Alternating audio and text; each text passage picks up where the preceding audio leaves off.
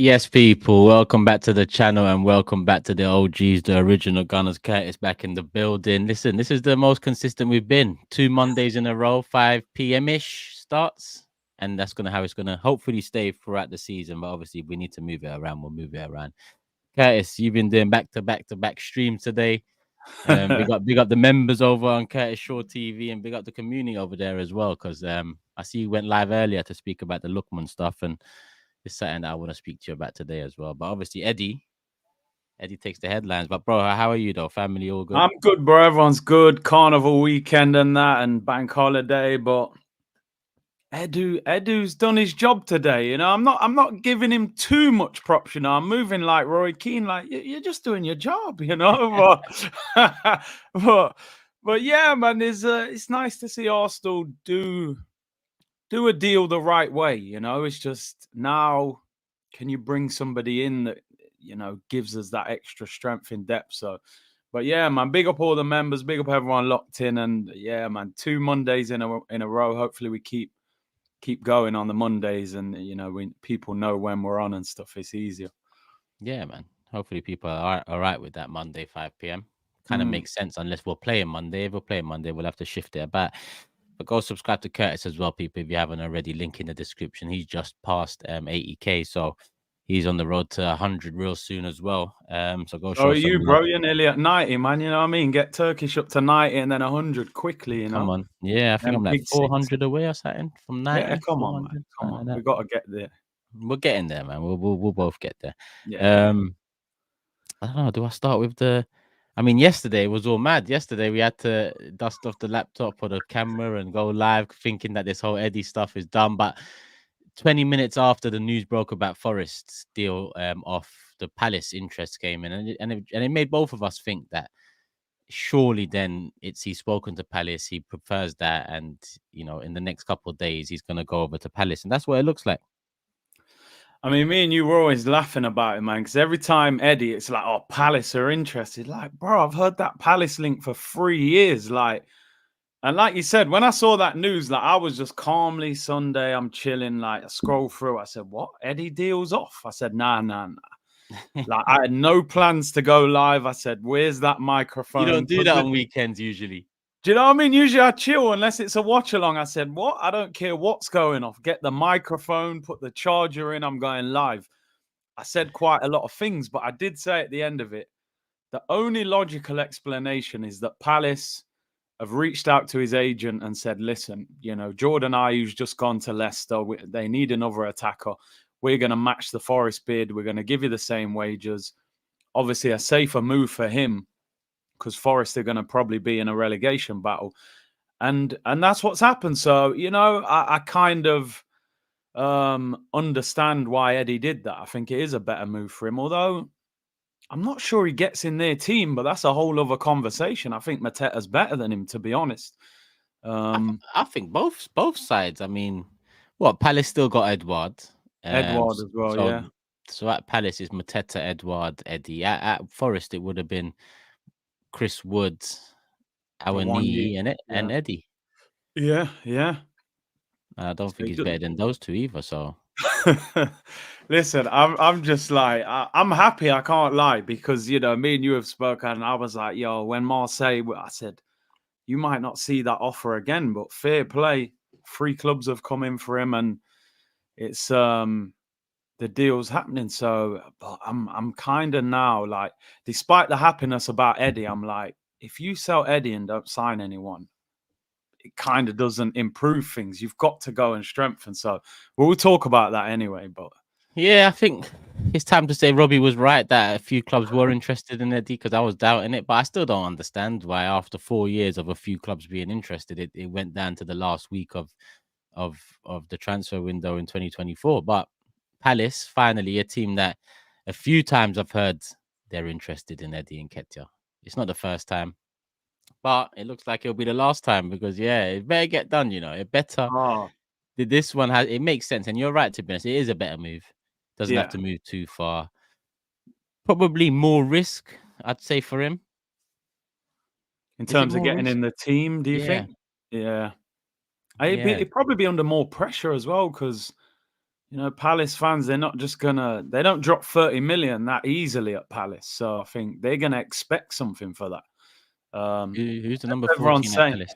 bro, the 14 is free. Like, it's there up on my shoulder, it's there above your head. Like, Yes. I might even get 14 on the back of the new Arsenal shirt just Why to not? celebrate that it's back. Why not? Why not, bro? It depends who it goes to next, though. Before they, Boy, I imagine don't they know. give it to someone like Havertz or something. I say, bro, Yeah. Take it 10 easy, and man. 14, bro. Look, 10 and 14 is They're empty. You free. have to buy someone. I feel like they're gonna give 10 to Ranieri next summer or something. Ranieri, do you think? I was thinking more Odegaard might move 8 to 10. Probably makes the most sense, but the way they've marketed Odegaard with the 8 now, I don't think they'll backtrack Yeah, with that. I think they'll just go forward with that. yeah, that's true. So, yeah, I think, and I'm not saying Ranieri should, because that's the same reasons with Smith Rowe and whatnot and Eddie. You don't give these big numbers out like that, but from when we're hearing Ranieri's stepping in to get minutes, Vieira's gone, Smith Rowe's gone. I just feel like that's something that's going to happen. 14 Yeah. though, Isak is the one that suits it. I can't Oh, lie. Listen, no one's going to live up to that expectation and that standard of what the 14 is. But if anyone suits it in terms of the market out there, it will yeah. definitely be Isak. I really actually thought we would make a move for him this summer. I mean, maybe behind the scenes, Newcastle have just said, don't even think about it. But like we said, It doesn't a look lot of the awful. time, yeah, a lot of the time people say, like, oh, they're available. But a lot of the big moves in football, it's like you kind of make the player available, don't you? Make an offer, the player then starts, making noise and they accept it at a certain price. But something financially this year with Arsenal seems a little bit off. How A we're little bit, having yeah. to, Calafiori was there, and then it was, Smith Rowe's been announced, then Calafiori signed. Now Marino seems like it's been done, but the Eddie's been done, and then I bet Marino will be announced in the next day or so. So it's like one in, one out almost. That's that. Yeah, that. It is a worry. It is a worry because it's 2 windows back to back now where we've seemed a bit, reluctant to take maybe the risks that we would have thought we would be taking, considering the titles was on the cards in January and is of expectation Mm, this season. But you're right with the Isak thing, because I look at Newcastle now as well, and they look in somewhat, I won't say turmoil, but there's something going on behind the scenes there. Like, I'm not just saying yeah, the Trippier thing. I just think in general, I think, what's this, Eddie Howe's third year under this new ownership, and I think, yeah, yeah. yeah, I'm sure we could have ruffled a few feathers over there. I I'm think so, sure. because I think the Saudis came to Newcastle with the mindset that we're going to turn these into one of the biggest clubs in the world. And all of a sudden, it's like PSR's come out, which has been pushed by the government, and they can't spend the money because Newcastle aren't making enough money to spend it. You had, Yeah. like you said, Trippier's going, Bruno had the release clause. I just, Eddie Howe looks to me like a manager that could get sacked this season. I think if they're not progressing, they haven't started the season well. So No. maybe we could have ruffled a few feathers, man, by dropping a big offer on Isak's head. But is the money there? Maybe not. Maybe last season's window has kind of Gone. affected this summer. Do you know what I mean? We went big last year. Yeah, but this is, you know what? Let me not go off on rant Yeah, this yeah, I early. know, I know We're what you're 9 minutes thinking in, already. bro. We're 9 minutes in. I'm about to say Kroenke and start flipping, bro. Yo, relax, man.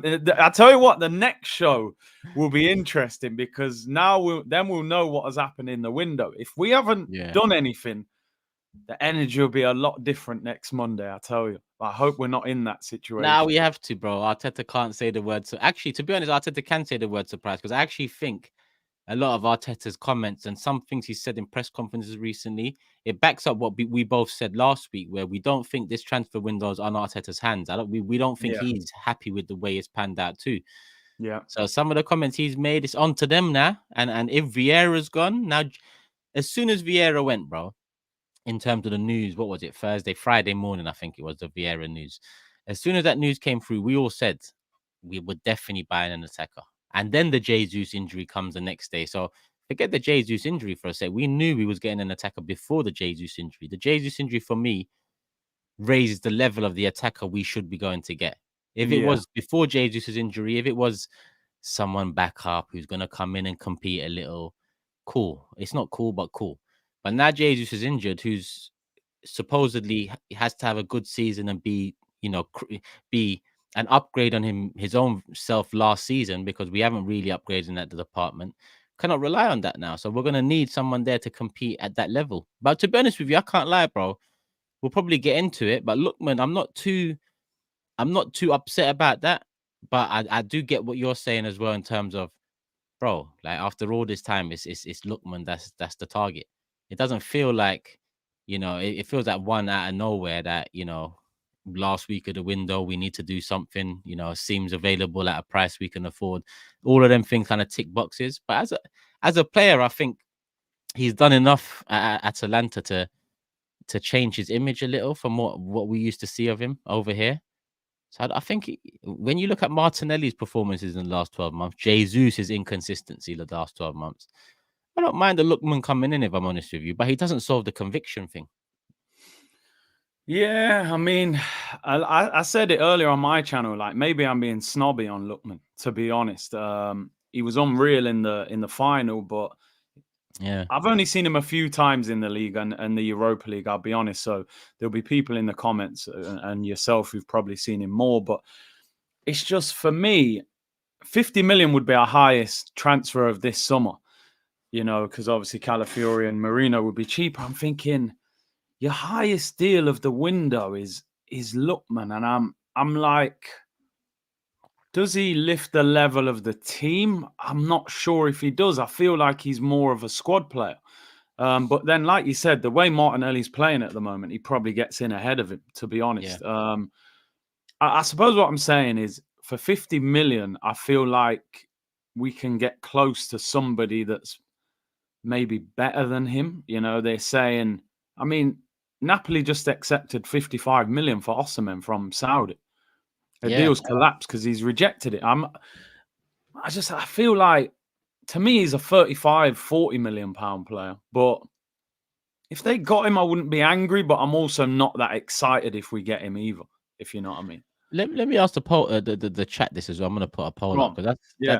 that's a good one still. Because is it a good one? I mean, you're basically saying Osimhen at that price, you'd rather go for him. Yeah. Yeah, I don't even think that's really a controversial take, to be honest. I don't think that's even a. Is it a question? 55 mil? That was because that was really Osimhen would excite us a lot more. Yeah. And listen, I think with Lookman, the deal works for Arsenal. Like I was saying earlier, he's on 44 grand a week. You know what I mean? They'll give him 80 grand. He's going to be over the moon with that. If Lookman's on the bench at Arsenal, I don't see him causing a fuss. Like this guy, he was at Fulham, Leicester.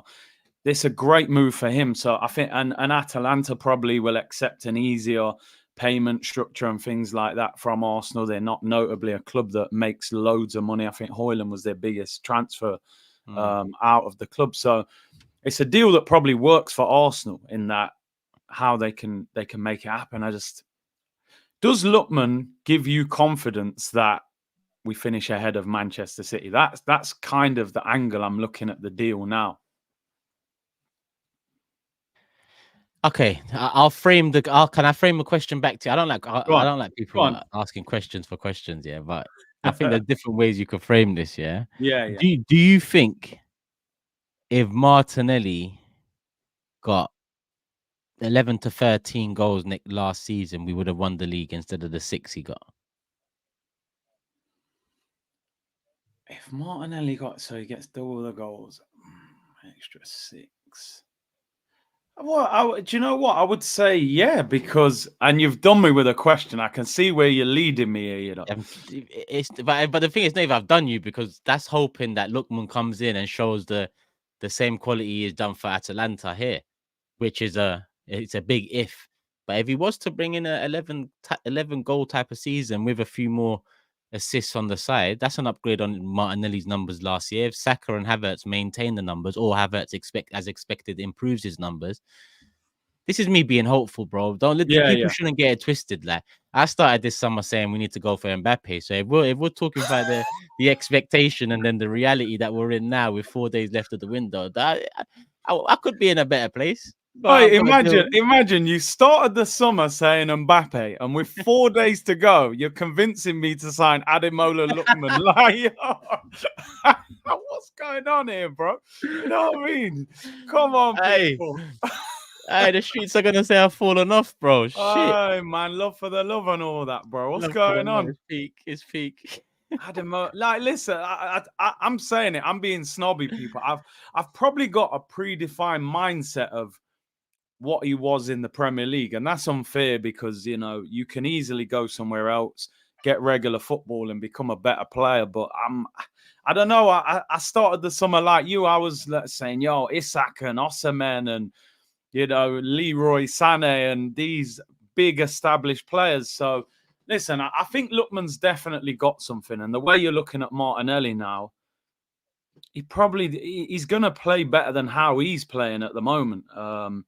Just I hope so. reckon throw Kivior to them and get the price down. Maybe that's how you structure it better, get him there, give him 25 on top. Then it doesn't feel as bad.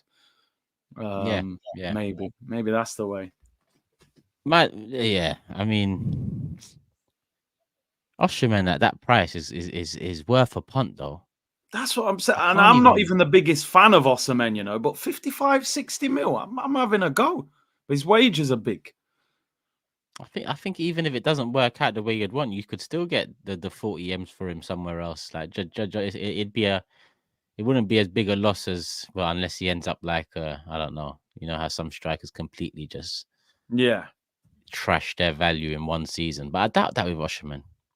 Yeah, you're thinking, look, in 2 years, if Osimhen didn't work, you can get him to Saudi for 40 million, or he's in his mid-20s, so he's And still at an age. bro, listen, I think him turning down Saudi shows me that he still wants to prove something. He's still, because that would have given him a lot of money. So if he was a man that wants to get the bag and get out of here, that would have been a big chance. The reason Yeah, he's not going to make as much in Europe at the next club as he would have if he went to Saudi. So that's a good thing as well because he's yeah, still hungry.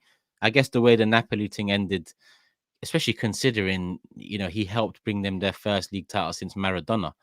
The yeah, way it ended has been quite sour. I mean, Conte's come in and completely just wrecked any chance there was of mending any bad blood between him and the club. He might. He's probably worth it. I mean, Gyökeres. People are saying Gyökeres. I get that he started the season well, but if we didn't go in for him 3 weeks ago, it would be silly for me to think we're going to go in now after he started the season well, which has probably added another 10, 15, 20 M's on his head. I don't see us doing that. It would have been smart to go in before, but we didn't.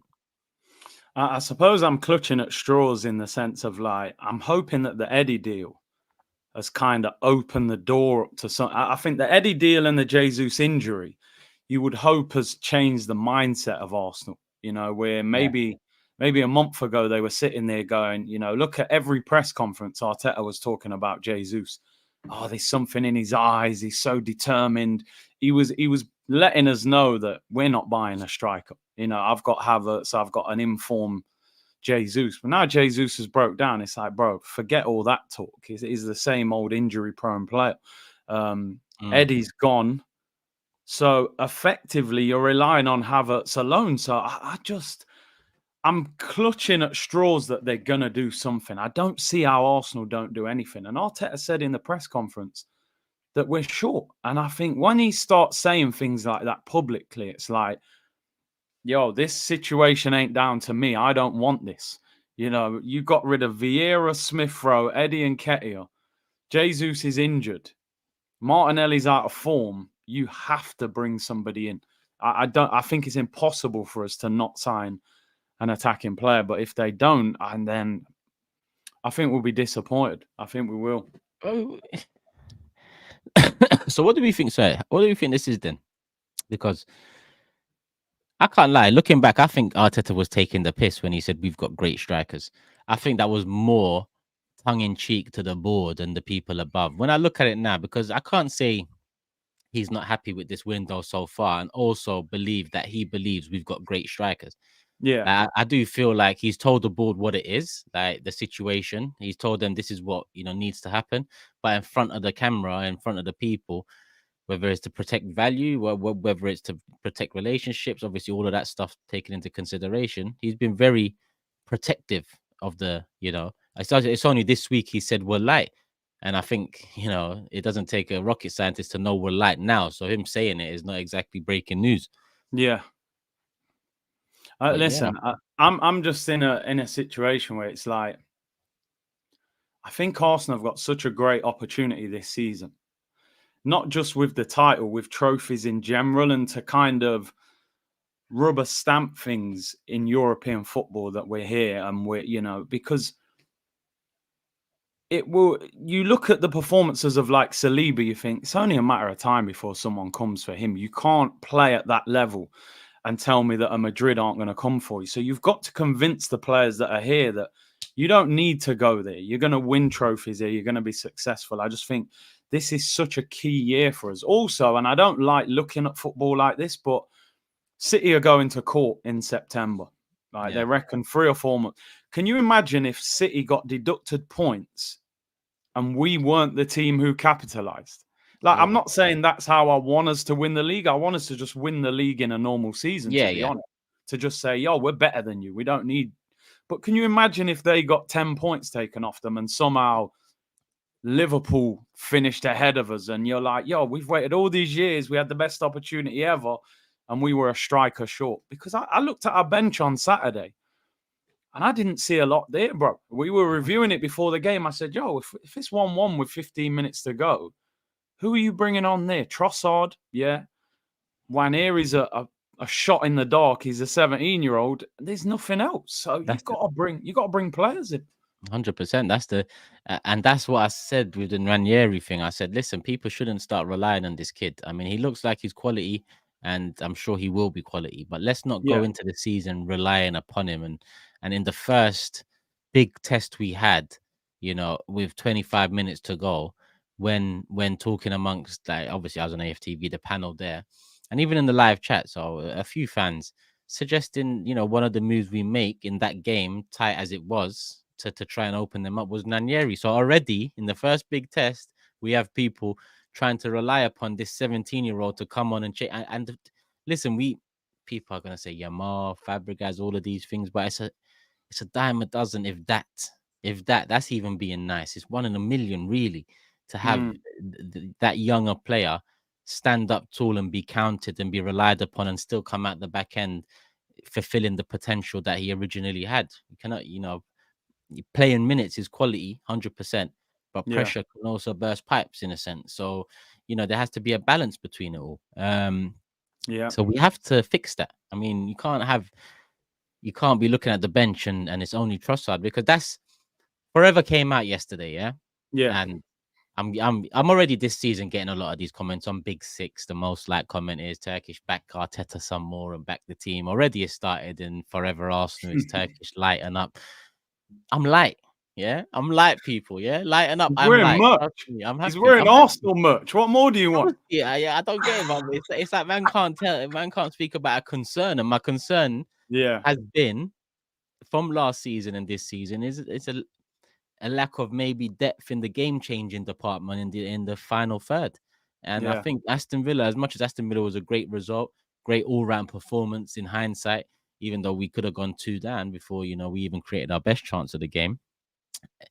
You've got to look at it and say Trossard come in and change the fortunes for us up top, because we were struggling to create, we were struggling to really open them up, and Trossard comes on, and I'd say it's even a half chance the way it fell to him, and he buried it, and then they yeah, open up and we create a couple more chances, score another goal, and we win the game. But again, like I said, with the first big test of the season, we've relied upon our 12th man at a time where it looked like things were getting a bit stale in the last 20-25 minutes. So, that's just a concern I have, and one that obviously Arteta must have that same, because he said we need to move for someone. And I know we're not talking about a number 8 anymore. We're not talking about a defender. We're talking about an yeah, attacking player, someone in the front three Maybe front four you could include, but I'd say front three more than anything. So it's all right to Bro, talk about concerns. But bro, still listen, be happy. we're very similar. We talk about football a lot. When we're just moaning about something or it's coming from a place of frustration. Yeah, This is, we're actually speaking this because of the positive situation that we've got into as a club. This ain't anymore, I'll get him out. This is like, yo, you're so close to the promised land. yeah, We need that final push to get over the finish line. We can all see that we got a really good team, but there's still one or two areas in the team that need to be addressed. And it's like, it's taken all these years and finishing 8th and 5th and going through all that, losing a couple of league titles. It's like, yo, we're ready now. Saka's ready. These men are ready, but just give them that extra.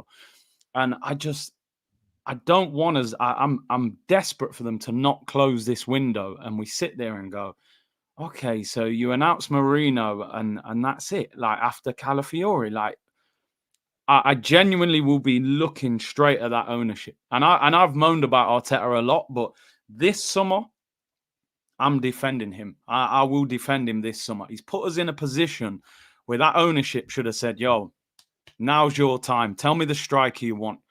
Edu, go and sell 5 players, make 100 million, get Ramsey, get these, do your job. And to me, what I've seen in this window, people have not done their job properly, but it can change quickly.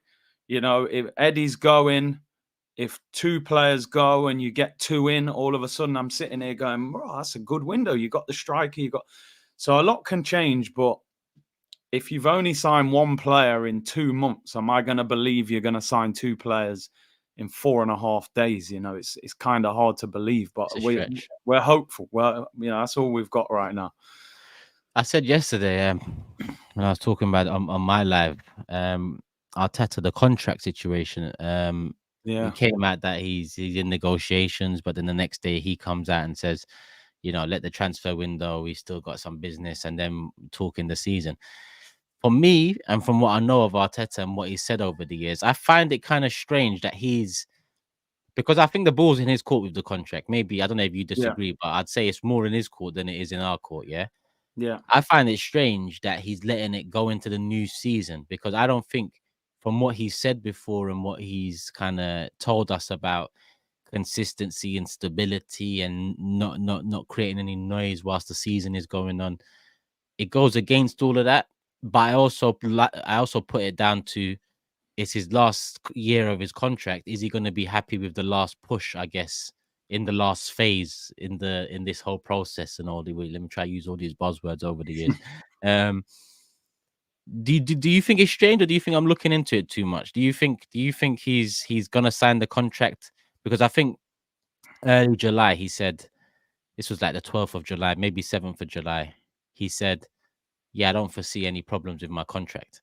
But then obviously we are into the season. He's waiting on the transfer window to end, and I don't expect it to be signed sealed straight into September. Maybe we've got it in our back pocket, and because the transfer window will be underwhelming, we pull that out the bag. But do you think that's a formality, or do you think Arteta is maybe looking at how this last week goes before deciding whether it's a big commitment?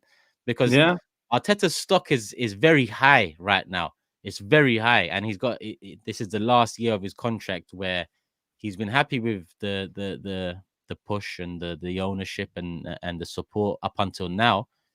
But if it doesn't click in the last phase of it and nothing comes at the back end of it, your reputation can quickly take a massive hit and a massive blow, and a lot of doubts and a lot of pressure creep in from different angles, and then you don't fulfill your potential. We've seen a lot of great young coaches, flip over in the past. Do you think he's waiting to see whether this club's really serious about going to take the title off City and start into a great era? I think you're right. I think the ball is in his court. And listen, as crazy as it is, and I've been on here before and said he hasn't won enough. So his stock being so high, to some people will be like, why is his stock so high? He hasn't won anything. But the reality is, at the moment, you look at the managerial market. Chelsea went to get a manager, and they ended up with Man City's assistant manager. They're trying to do what we've done. And obviously, you look at Man United, they wanted to sack Ten Hag. They was interviewing managers and said, "Oh, there's not a lot out there. We'll just stick with what we've got." So I think Arteta is so comfortable knowing that that contract is there that he's probably said, "No, just leave it there, man. We'll talk in a month. We'll see. Let me see how you lot operate." And there were rumors PSG were interested. They were saying Barcelona. We don't know how true that is, but I'm sure in a managerial market like this at the moment, I'm sure clubs have approached Arteta because people might look at Arteta, and even though some of us as Arsenal fans might think, boy, is Arteta that good? He ain't really won anything. There will be clubs out there that will say, if we put him in our structure where maybe they'll back him more or it's a league that's easier for them to win, they might think they could have a real top manager on their hands there. So I think, listen, I think he will stay. I think he knows that, he wants to see it out. But there is that element of risk for him that if he's not backed and Arsenal were to start slipping from second, first to third, fourth, and it becomes a top four battle, then his stock would be much lower if we fell down a bit and he was sacked and things like that. So I think he's just probably protecting himself a little bit there by saying, I'm not going to rush to sign that contract. I know you lot want to keep me. You haven't got a better alternative.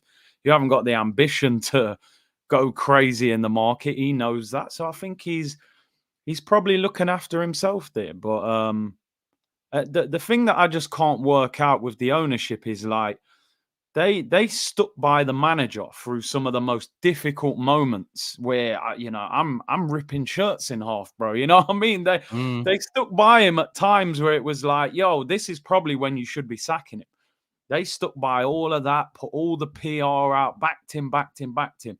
You get him in a position where he looks capable of winning major honors, and you sit there in a window and don't do much. I don't understand how, and that's always been my concern with the Kroenkes. And Yeah. me and you have spoken about them forever, but it's like, are they actually desperate to win the major honors? Because I've always said it's expensive to win the major honors. Contracts go up, bonuses are massive, expectation goes through the roof. You can't win one title and then disappear. We're going to say, oh, go and win the Champions League, go and win back-to-back titles. That's pressure on their shoulders, where I think finishing second, third, keeping the Champions League money ticking, keeping expectations down a little bit, I kind of feel like they're in a much comfier situation when it's like that. And that's the only thing that bothers me with the ownership a little bit. So again, I hope in the next 4 days they prove us wrong and bring out a big signing, at least one signing. I do think it's very cheeky that the same family that told us be excited 5 years ago now decided to go into this transfer window so timid and tentative. I think that's 2 words you could probably use with this window. It's just cheeky, because surely be excited 5 years later, a manager's brought you to a position where the expectations risen to the point of bring me a league title. You're not as tentative as we have been this summer, surely not. Surely not. But we have been, and like you said, few days left to really get it over the line. And we're talking about Lookmans and so on. But at the start of the summer, end of last season, we would have been like, come on, man. We didn't come all this way for Lookman. You said it on your channel earlier, that's a typical Arsenal signing. It has been, in terms of eras gone by, where you just feel like we should go get the creme de la creme, and we get Jorginho. Do you get what I'm saying? We were meant to get Hazard, and we bought Jorginho from Lille. Yeah.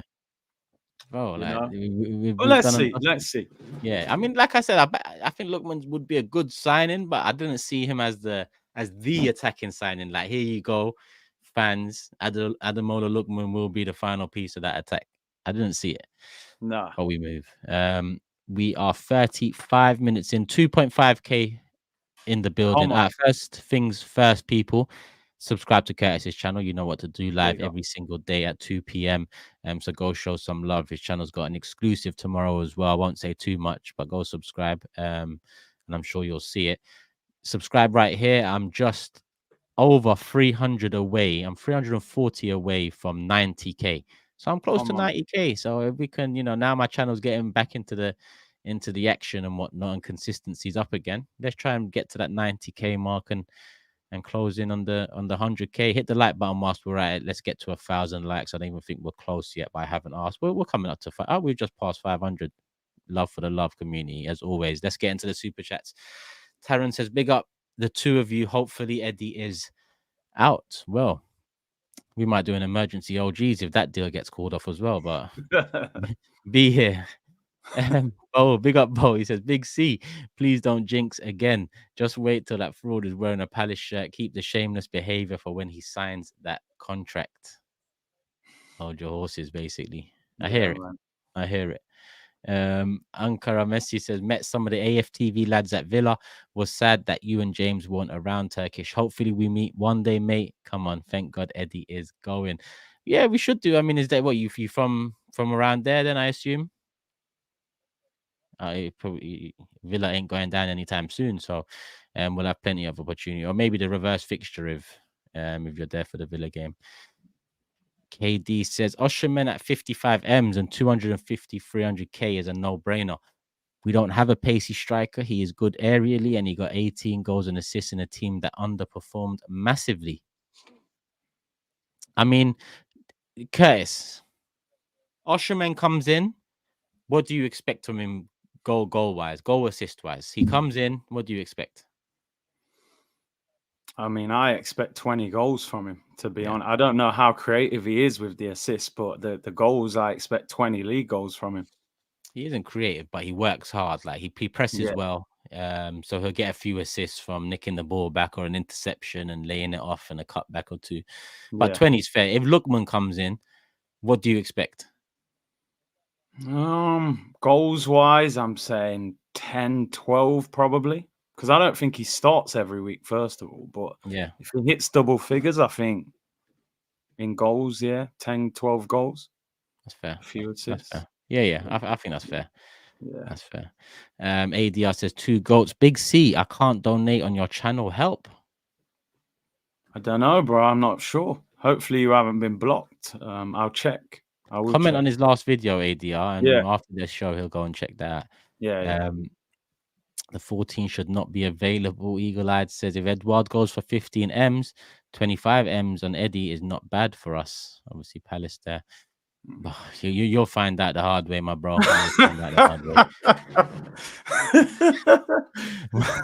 I'm sorry, brother. I'm sorry. You supported. Wait till the deal's done, Turkish man. Relax. Yeah, it's true. It's true.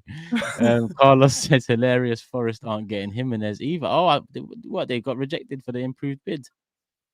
Surely they'll go back in and get. They were getting him, weren't they? I don't know, unless he's rejected it. Maybe. Would you guys take Sterling on loan? Big C. I know you would. Oh, no. No? Nah. So you're on Rashford, but all right, fair enough. Rashford's he's got a bit more about him recently. That's fair. MP says Ed leaving. What'd you say? He's going United, isn't he, apparently? Who? They're saying Sterling for Sancho swap deal. You said that yesterday on your stream, bro. No. That would be hilarious, because if they think that sorts out anything, either club, then they'll be very mistaken. Sterling at United. I can't. Sancho at Chelsea. Chelsea cooked yesterday, though, second half, albeit second half, but they shouldn't get ahead of themselves either. Eddie leaving will definitely get us a striker 100%, says MP. I'm still not convinced it's going to be a striker. Right? No. I'm still not convinced. A false 9 or a 9.5 or whatever these people call 9s now. Saliba says, I see Eddie in training every week. He's dead. in other words. Jeff says, any info from Robbie and Drexler? Well, tune into Deadline Day this Friday. Yeah, tune into Deadline Day this Friday. He's been spotted in London, man. He's been spotted. Him and Jan and Villa was having a coffee. Trust. Big up Ty. I'm Nigerian and I'd take Lookman over Osimhen for value and mentality. Osimhen is like a poor man's Aubameyang with the same attitude. Someone who probably knows more than I do on the subject. I really don't understand why we or another big club haven't taken a 40 million gamble with Ivan Toney. He's on 20k a week. He's got a year left and his goal scoring record speaks for itself. No brainer, surely. That's from True Gunners TV. Big up. Yeah, That's one that I am surprised, man. I mean, I just wonder if a team's scared to go for him in case there's any more, betting things that pop up later on, or it looks like he might go to Saudi, which I think at 28, in the peak of your career, man, that's a pretty. I mean, I'm sure he won't be sad when he's sitting on 300 grand a week, which they've offered him apparently, but footballing wise, I'm shocked he hasn't. Chelsea, Man United, Arsenal, Tottenham have all sort of looked like they needed a striker. Some of them are bought strikers. So it's very weird, you know. Like I know mm, you have said this whole gambling thing might come back round. There might be another case pending or something. Even though I assume that's just built off of very little. It yeah, probably yeah, makes the most sense because even if it is a bad attitude, we've seen many a player be taking risks on with bad attitude. And I don't even think the thing about his attitude is necessarily a terrible attitude. It's just that he's been cheeky at times in the past, and he's been a bit arrogant at times, which is not really. I don't look at him and think attitude problems. I look at him and think, all right, he could cause problems, but I would have thought someone takes that punt. 20K a week. man. Is that correct? 20K. Listen, I don't know about that. I thought he was on more than that. Well, that But sounds mad if he's on 20K. that sounds a bit too low. But yeah, I don't know. Big up the members. Come on, members. I haven't forgotten about you. Like I said, I'm getting back into the channel slowly but surely. And the members section, I've still got some loyal members. I've done barely any content for 12 months now on this channel, and I still got members. So big up Trixie and the rest of the community. I'm telling you, Gokares is the guy. We're losing a striker, and Jesus ain't the guy that's going to stay fit. Havertz is also considered a midfielder at times. I mean, I've watched Gokares more in the first couple games of the season. Well, in the first couple games of the season and the first couple weeks of the window when we was originally linked with him after the Sesko stuff, more than I have done the previous 2-3 years. I mean, I've done a bit of research. He looks good. I wouldn't, in hindsight, I would have taken the punt. But again, if you asked me a couple months ago about him, I would have said, surely we didn't come all this way for Gokares to be the answer. But maybe he was. Maybe he was. I was stuck on Isak quite a bit. Yeah. Quite a bit. Yeah. Yeah, And apparently they're saying online it does say Tony's on 20K, which is crazy. But then, yeah, that's wow. probably why he's going south. Whether that's true or not, it sounds a bit crazy. Why would he be on 20K? But that's probably why he's ran down the contract. Yeah, Tevin says Probably big why up. he was putting bets on as well. You know what I mean? Gonna double it, bro. I ain't got 50. no money this week. I bet. Bro, that's 20K is mad. 20K is mad. He said, "Bro, I got $2,000 left. I'm gonna put it on both teams to score." I've got half the wages on over 2.5, bro. That's it. See if we can bag the goals. Big up Tevin as well, man. Long time supporter. He says, big up my G, just here to support the man. Them been keeping quiet on my thoughts on the window till it closes, but I'm not encouraged. I would take Lookman, however. And he also adds, outside of Isak or Tony, Kurt has been saying this for a year. Who else would you guys find ideal to bring in? Honestly, I'm not sure anymore. It goes back to who I just mentioned. I mean, if we're talking hot property at the moment, it's Gokares, right? Yeah. The markets are dead. Don't make me do this old man thing and say back in my day again, because I'm trying to stop all that. The community's pulled me up on it a few times, but it is a back in my day thing. RJ says, yo, fellas, what's both your realistic attacking signings before the end of the window? Love for the love. Okay, it's realistic. Realistic attacking signing by Friday night. I mean, my realistic and Arsenal's realistic is different. Do you know what I mean? Yeah. Arsenal's realistic is probably Ademola Lookman. My realistic is probably, just one of them strikers that you've mentioned. They're all dare I attainable. say it though, bro? Nico Williams is people need to understand that's a realistic signing. I don't think that's unrealistic. I don't think it's unrealistic. I think you bang 80 million down, 70 million, you get that release clause hit, whatever it is, and you give him 60k more than he's on, 70k more than he's on. What's that? 250k, and you've brought one of the stars of the international of the Euros in, one of the bright young stars in Europe, highly sought after, but you bring him in. Like, I don't see how that's not realistic. Ornstein says this whole financially it's not, attainable or something. Why 70 m's, 250k? Why? I think his That's release clause is 50 as well. I just, and again, it's guesswork. I don't know. I just feel like he's been worded up that Barca will come back for him in a year. He doesn't seem to have any enthusiasm to come to the Prem. From what I've read in his interviews, he sounds very much like, I want to be in Spain. But yeah, listen, you can change that with the right offer sometimes. But yeah, I'm not sure. But why didn't he go Barca this summer then? Because they wanted him before Olmo, and he said no. That's why he got booed the other Yeah. day. Yeah, no, I mean, I don't know. Again, quote me. I read something because I was thinking Barca wanted Williams, but they just spent 50 on Olmo. But again, I think with the release clause, you've got to pay nearly or pretty much the whole fee up front. Where I'm assuming Leipzig have give Barca a nice payment plan, and Amortization, it's all of that worked stuff. out for them. So yeah, and his brother never left Bilbao, did he? Inaki Williams, and a lot of clubs tried to get him out of there. Yeah, but fucking hell, man. What's wrong with these youths, man? You go out and test yourself, bro. What's wrong with you? You just won the Euros. Like, I stop know. holding out for Barca, and this Barca thing is done. Like, don't these players know? This ain't the Messi and Ronaldinho and like Rivaldo and Stoichkov era no more. Like, Barca are not Barca anymore. I don't know what people think it is.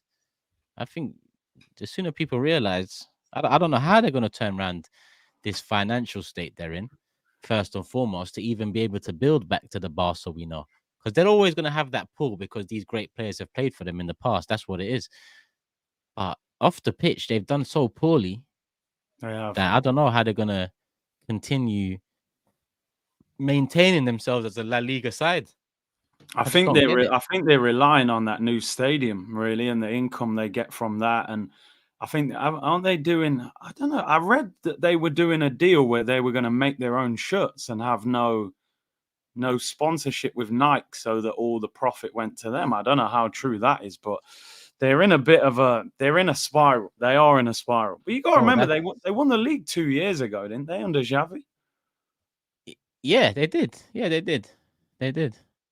Which was quite impressive. I can't lie, because even though Real wasn't realing at the time either. Yeah. And that league has fallen off in general. But bro, you know when you're young and you reach that stage where you've got to sell your PS5 because you're broke as hell, and you're essentially, that's what Barca are like every summer. They're fighting tooth and nail to sign players, register players. They've bought Olmo, big signing, and they haven't registered him, bro. What? It's crazy, isn't it? And people are still holding out for this club. Like, I don't understand. Like, you might as well call it a day, Nico. But if it is that, it is that. I just don't know why he'd reject them if that was the case. Yeah. Makes sense. Keem says, big up the man, them. Come on, my bro. Striker needed. 100%. Arsenal must. Turkish, check Insta DMs when you can, bro. Tez talks to. Okay, I'll check that, my bro. 100 after this show. In between this one and Big Six later, 9 p.m. people, Big Six tonight. Will says, so sad about Martinelli. I thought he would become a club legend after the goal against City. I hope he can become good, but I think we should loan him in January if he doesn't become his old self.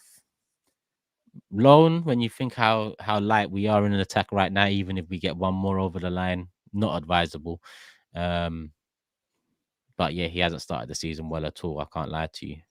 But yeah, I mean, you for me, obviously the club legend talk, well, that's crazy. It's far from. But I did think he'd be a key cog in a team that starts going on to great things. And at this moment in time, he's probably the one position in the front three, maybe in the whole 11 at the moment, that people are looking at and thinking that's where we need to improve. Yeah. Listen, Martinelli was one of my favorite players, but something in the last year, He's got to look in the mirror. I've defended him a lot. Oh, the left back's not this. The left centre mid don't support him. Ultimately, bro, like even against Villa the other day, they bring on an 18-year-old after 20 minutes. Matty Cash comes off. Did he get past him once? Did he put a decent? He's got to do more. He's got to look in the mirror. So I think put Trossard in, bring him out, use him as an impact sub, and hope he gets his confidence back. Yeah, that's it. Yeah, That's it. So I've got another one here. Sorry, I just left. Yep, there we are. Darnell says, paid the release clause for Osterman or buy Tony. I really think Tony does bits for us. I don't even think it's a risk. Tony, minimal risk. I mean, the price wouldn't be out of this world. I guess you get a player that you know you can bring in straight away and you'd expect to hit the ground running. He's a threat for sure. I mean, listen, Tony for me is something better than nothing. But in the last 4 days, no disrespect by that as well, because I think something better than nothing can go way down the list to Shamax of this world. The current, I'm not talking about something better than nothing like that. In terms of the strikers that are available and the attackers that are available, I'd put Tony down to the more. Oh, all right, if we can't get what we need to get done by Friday, then go and pick up the phone to whoever you need to pick up the phone to and get Tony done. That's just how I see it with him. Ain't really one I'm chasing. yeah. Eagle Eye said, would love to speak to you on why he'd work for us. We'll talk. We'll talk. When are we playing Palace? I don't know. I'll check the calendar. Yeah. I'll check the calendar. Rest in peace, Sven-Göran Eriksson as well. 100. Should have said that at the start of the show. Nelly's on 180k a week. To be honest, since that contract, I mean, well, it wasn't the contract actually, because Nelly ended the season before last. Well, it's just that last season, I know tactically a lot of people, and me included, say that's cost him.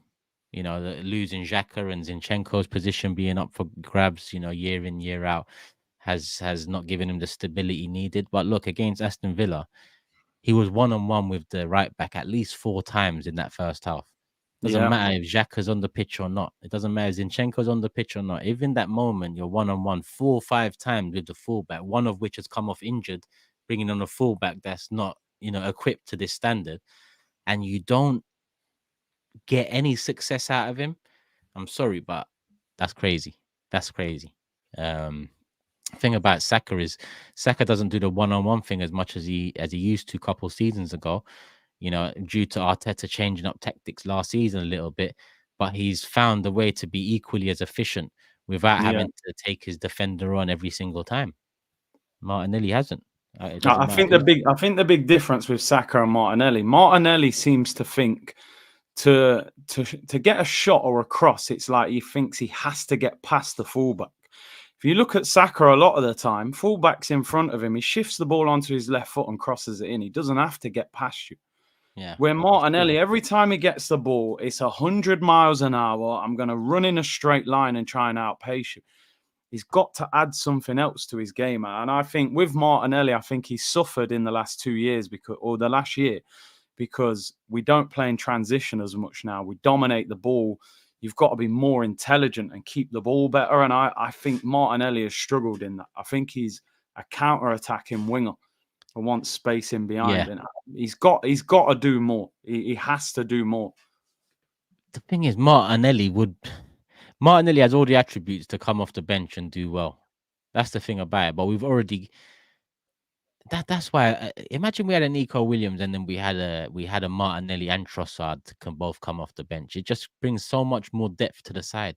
Yeah. Because I think Martinelli, if he doesn't become the star we all wished and hoped and expected he would be, I think he's got different assets to Trossard that he can come on and stretch a team. He can come on and go in off the shoulder and use his pace, whereas Trossard comes on and does a little something different. It's just that with Trossard, I don't want him starting 30, 35 games a season. I prefer him the way he is. And with Martinelli, if you improved enough, I'd say, 30, 35 games, but you haven't improved enough. So I wouldn't mind seeing him as a rotational option. But I don't know. If Lookman was to come in, I don't know, actually, because to be honest, I know the title says bet suspended. Since I put the title up, the betting's opened again and PSG are actually favourites. But if there is a position in the front three, Curtis, that we do improve on by the end of the window, and What position do you think in the front three is going to be? Do you think it's going to be another left-sided player that comes in for Martinelli? I think I want the striker, but I think they'll go for a winger. I think they'll definitely. I think he wants somebody that can maybe play left wing and right wing. Most wingers can play on both wings, can't they? Let's be real. So I think he'll. I think he'll go for a winger. Listen, I've always said with Arteta, if he loved Martinelli so much, why was he trying to spend 70 million on Mudryk? He obviously felt there was something. Something.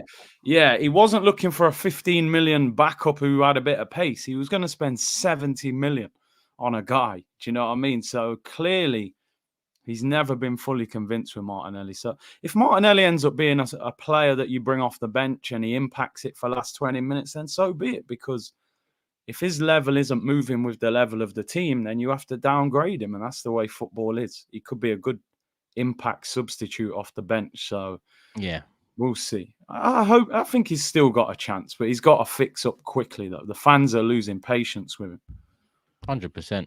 100%. Nexus says, imagine Saka and Williams on the wings. That's world class. I mean, that'll be quality either side. And to be honest, I see someone else mention Coleman, and I know his name's come up a few times in terms of potential loan or exit. I think he started the season with Bayern, if I'm not mistaken. So I don't know how true. I don't know how true those rumors are, but I can't lie. In the last 4 days, if there is a chance to get him in on loan at no cost, just take his wages on kind of thing, then I wouldn't be against that either. I think Coleman is quality. Good. I mean, look, I'm just checking. L'Equipe have just tweeted that Bayern Munich have decided to let Kingsley Coman leave before Friday's deadline. Several English clubs are interested. Loan with option or obligation would be accepted. They want What to would you cut the do? wage. Option, right?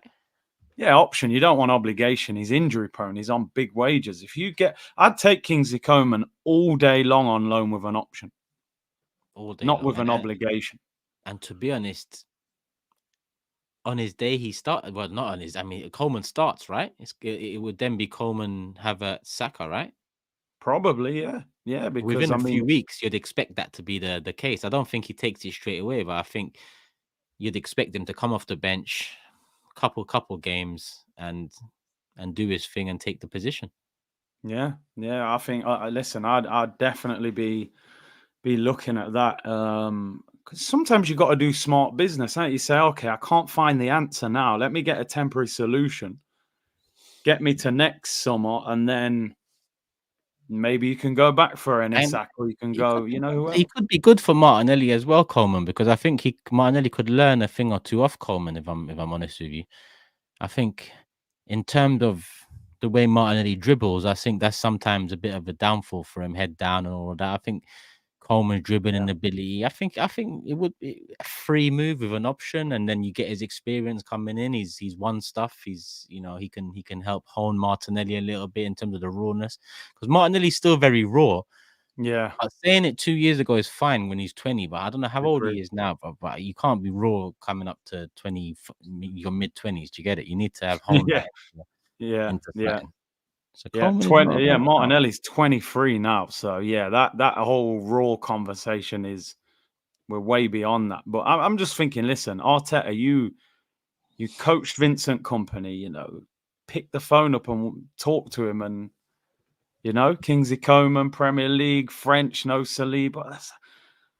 That would be a smart signing, I'm telling you. And then you might still have a bit of money to go and buy a player in a different position. An attacking midfielder or something. We'll see, but would be a good signing. I think a lot of clubs will let players go this week. I think you'll see a few players where they get pushed out. Yeah. I mean, I'm seeing someone mentioned Ferguson in the chat, and I just searched him, and there's reports that he might be on the move in the next few days as well. Evan Ferguson. You've always been quite a big fan of him, haven't you? I remember we used to speak about him. Yeah, he hasn't kicked on. Obviously, injuries have played a part, but I think he's got the potential to be quality. The links I'm seeing is Brentford, but I've only just searched it now. If Tony was to go Brentford, I think that would be a good move for him.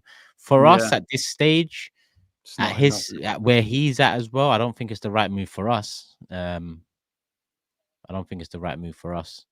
I mean, they were calling him the new Wayne Rooney at one stage, but yeah, he's ended up as like he's almost third choice now, isn't he? With Pedro and Welbeck.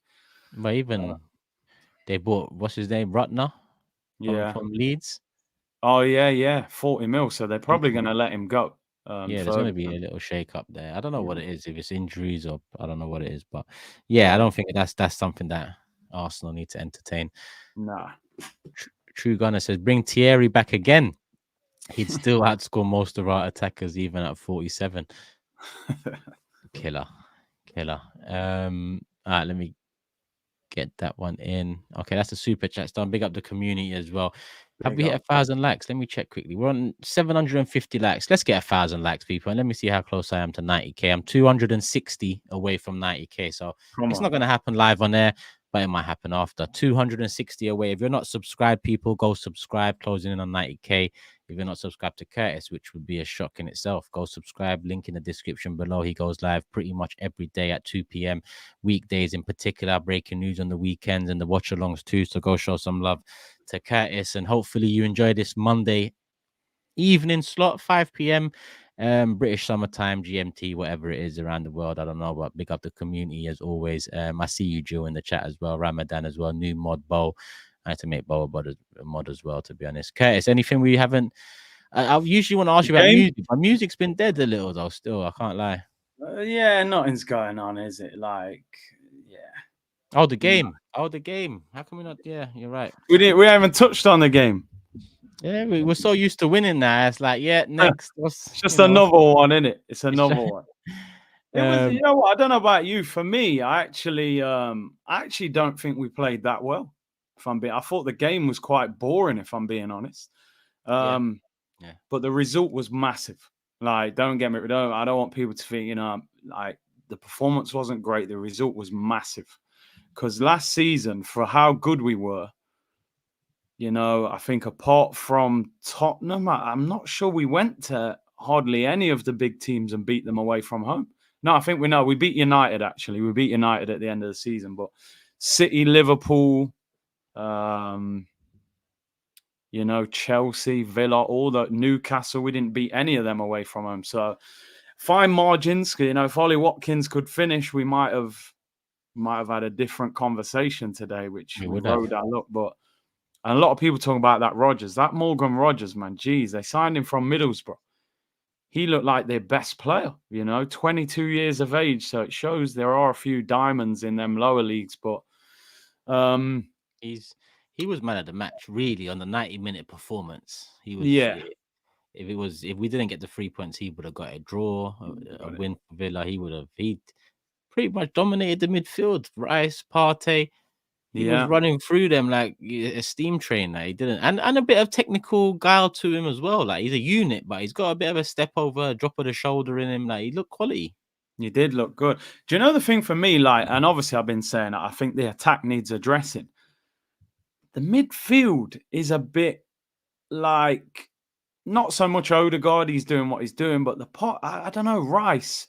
It's like he was playing a different role. He was just next to. They were trying to play him like Xhaka, like left centre mid. He was next to Martinelli. He's crossing the ball with his left foot. He just looked like he was in no man's land. And I think Mikel's got to be careful with that, because I was talking about it today. Like, I don't think Mikel is fully convinced by Rice as a 6 because of his ability on the ball, receiving the ball.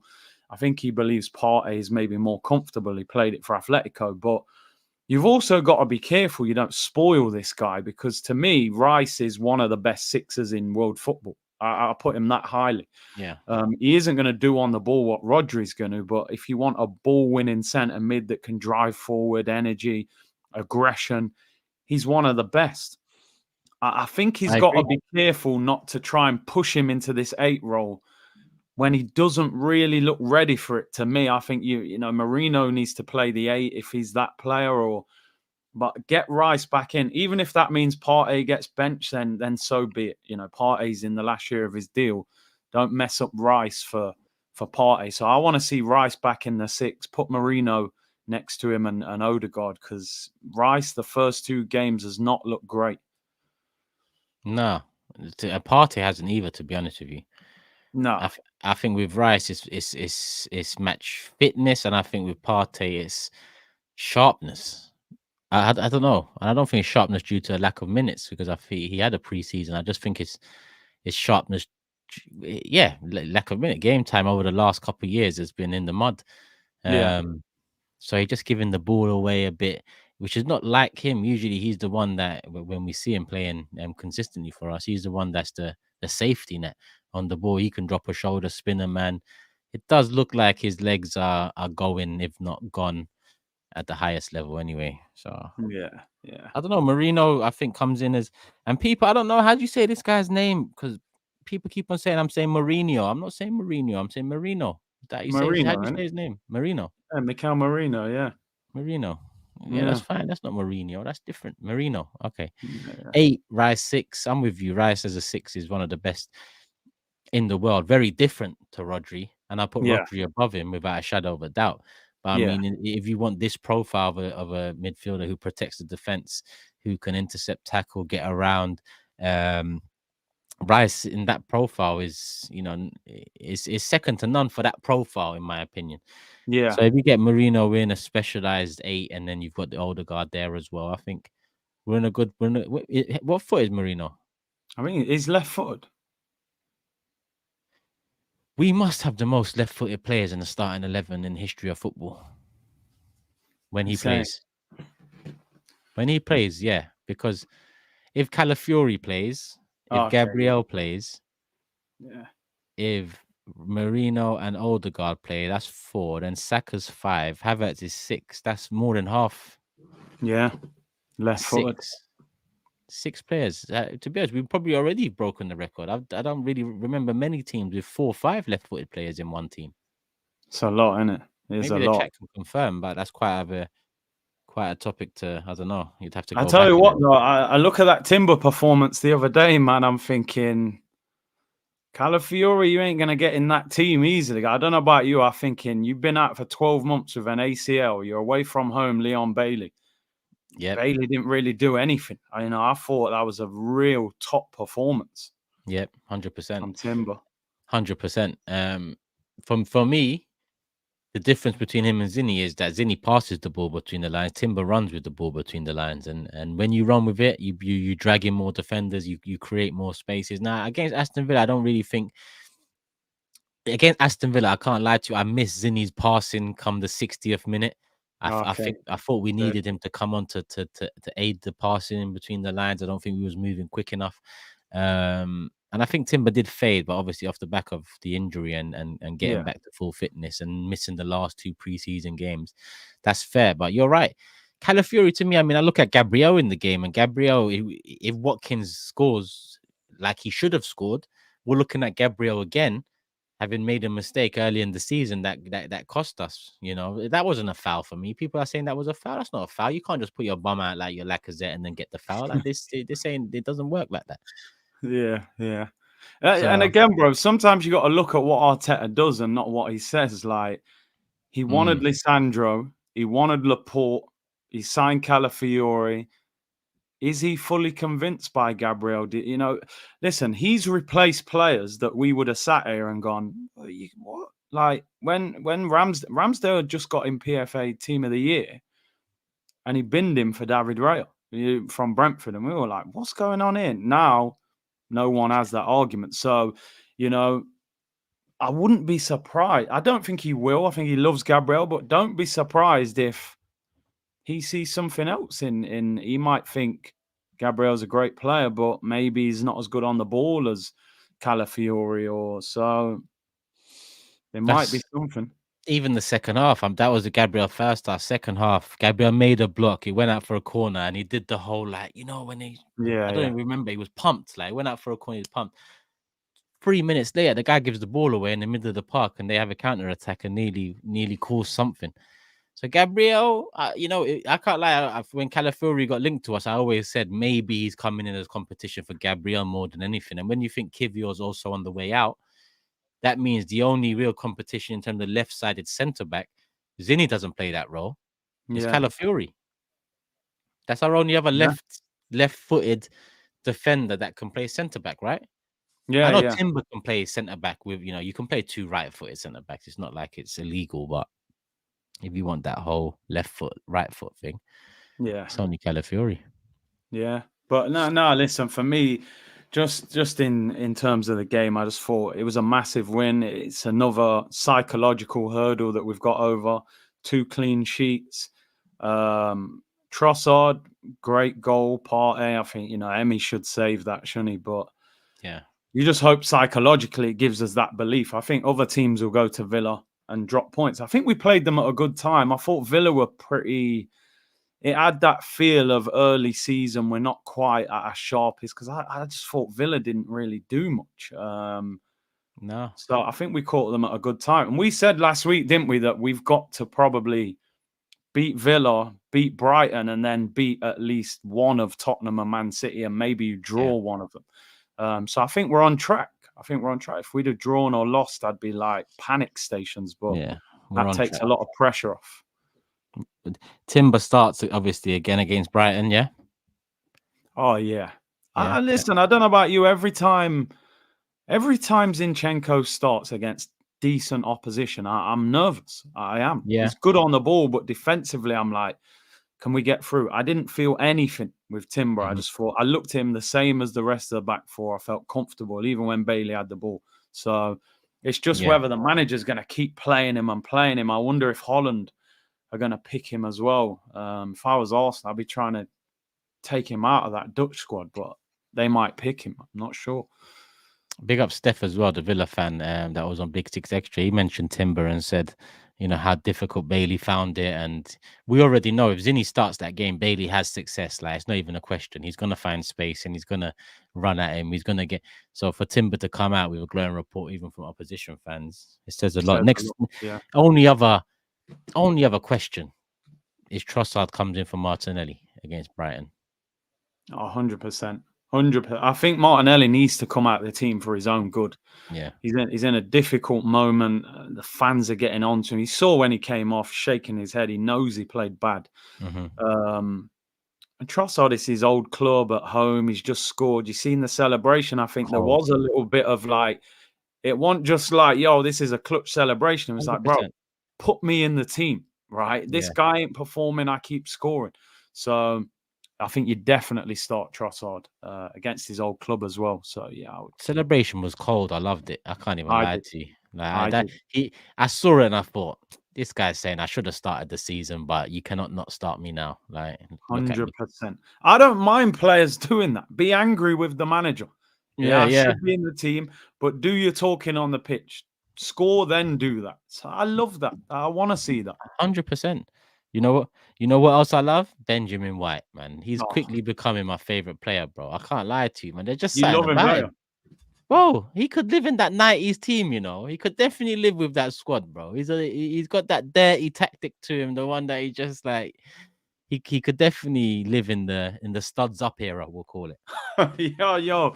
And you know what? It's funny. When we first signed him, I thought that centre back he wasn't great, and I used to say, "Nah, this guy's a bit of a Joey Essex man, Yeah. suntan tats." But I give it him. He's good. Just got that I don't care attitude. I don't watch football. Yeah, you kick Sure. and when he kicked the ball at McGinn, I was like, that just felt like the old Arsenal to me. Like, you Yeah. know what I mean? We had Keown would have done that. Yes. Vieira would have done that. I see McGinn kick the ball at Saliba. I was like, yo, someone better do something. Don't let him do that. Blasted the ball at him. I said, you know what? That's the right back. That's you know what I mean? You're proper. You know what I mean? So I love that from it. I was saying it earlier on the member stream. Dre's in the comments as well. We need some players that people don't like. Not our fans, but other people. Do you know what I mean? Like, 100%. we've got that 100%. edge about them. We can't be a team of nice boys and we're all nah. Kick the ball in. I'm kicking you up. Yo, Ben White, trust me, you're proper. I got respect for him. Bro, he's come a long way. When we signed him, I thought same as you. What and the only way is Essex is going on with this situation here, bro. I thought we're going Brighton for Basuma. We came back with this guy, but 3 years on, bro. If I was to ask you who's the top 3 shithouse players we got, the ones that are most disliked by opposition, I think you definitely put Benjamin White first, You'd probably put Kai Havertz second. He's a bit of a wind-up merchant, isn't he, as well, Havertz? Yeah, even that Yeah, against that Wolves Mosquera, he was going at it in that second half with him quite a bit. And yeah. who else have we got? I think Them two. Gabriel gives it a bit, you know. He's a bit Gabriel of gives it. Gabriel gives it a bit. Yeah, the Probably he'd rest be of them. third. Yeah, He'd be yeah, third. probably him. But someone said Saka. Nah, it's not Saka. I mean, Saka gets a lot of dislike, but I'm not sure why. But you know, Yeah, maybe because Gabriel's he's such a third, good but player. that's more default. I think Yeah, Ben's clear and Kai's clear in second, and then it's third. But yeah, you know what I didn't like though? Calafiori's one at the end. I know Calafiori smiled it off and all of that, but I was thinking, where's the man then? Because Concer's got this guy and then he just dashed yeah, him, and I'm just thinking, yeah. nah. This guy Italian done first game in England, and the people are trying to move to him, bro. Where's Ben White? All Yeah, wrapped no, up it's himself. true. Konza was on it, but you know, he smiled it off. We won the game anyway, so it was all good, you know. Yeah, it was all good. It was all good. All right.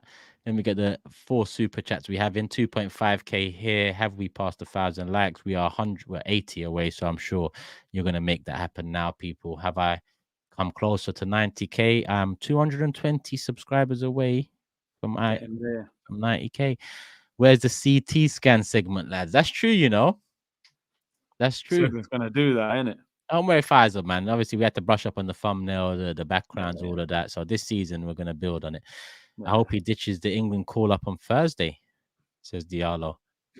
He's gonna get called up, right? You'd expect Should do. him to get Yeah, called up. yeah.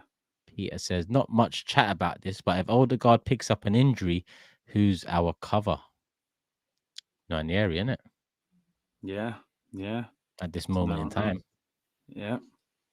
Or, You know what? I'm shocked no one signed Eze this summer. I just don't. I'm shocked. and he started the season quite exciting as well. Yeah, He looks yeah. like he's gonna have a good season. He does. 60 M's as well, isn't it? Yeah, yeah. Very doable. Very. Ryan says we have lost Eddie, Fabio, ESR, and maybe Nelson. Don't know about lost, but I get you. We need 2 attackers, not 1. Eze, who covers Odegaard, and a lone winger who's fast. Chiesa, Coleman. Listen, we just said it. Imagine Eze and Coleman, or Eze and Chiesa. Right? Fine. Bring The, wi- something, don't it? the window turns from a 3 to a 8 real quick, or 7, let's Yeah, say. yeah. Um, can't be too nice. 40 side says, question, how well can our younger players handle competition? Martinelli has had a noticeable drop, knowing that Trossard is waiting if he makes a mistake. It's a good But point. yeah, good point. But I do remember when Trossard first took Martinelli's place at the end of the 22-23 season. He took Eddie's place and then he was coming in for Martinelli. Didn't Yeah, Martinelli come off? Yeah, do you remember? Didn't Martinelli come off the bench against really. Villa, score, and then scoring like 8 games in a row, or something Yeah, along those lines? So that time Martinelli did come off, and the challenge and the competition kind of pushed him on to better. But you are yeah. right, since then he hasn't. It's just interesting. Few people mention it, but Fabrizio has just tweeted Liverpool have approached Juventus for Chiesa. Oh shit. Yeah, Are Liverpool okay though? How many attackers do they want? How are you gonna go from Zubimendi to Chiesa? it's a strange one, isn't it? But I don't know. Maybe it's cover for Salah. Salah's what, 32, 33, Champions League. He'd be Oh cheap as shit. well.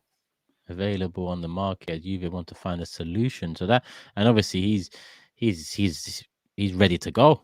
Yeah, If the price is right, which yeah. I'm sure they will get to, because it's a situation that needs to get sorted out. Chiesa, listen, Chiesa, a couple years ago, no brainer. Oh, you'd have paid big money for him as well. Now, let me just quickly check how many games. 25 starts last year, 18 across the 2 before that, and 28 in his breakthrough season. I mean, he did show a bounce back last year, starts wise.